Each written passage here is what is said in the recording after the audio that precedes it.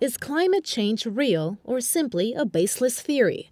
It's an issue that's been the source of countless debates on all levels, even more so now that the Pope's encyclical on the environment is set to be released this summer.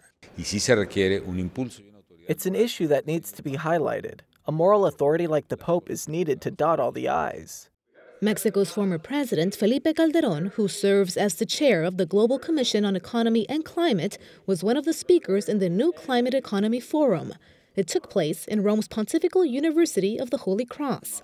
There, politicians, business leaders, and church officials discussed why caring for the environment is not counterproductive to economic growth. That we will find the consequences of ignoring nature will be to create irreversible and very dangerous climate change, and that will undermine growth. So-called green technology is already available.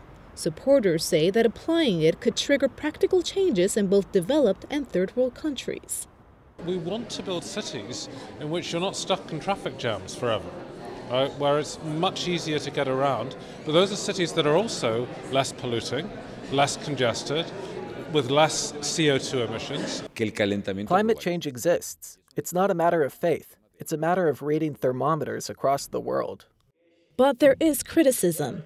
Critics argue that scientific matters are not for the church to address.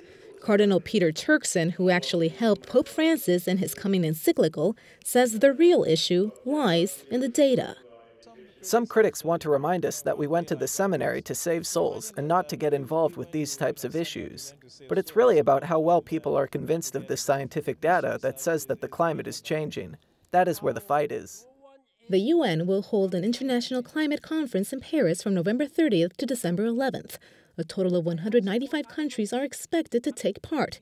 In fact, some of these speakers are planning on attending.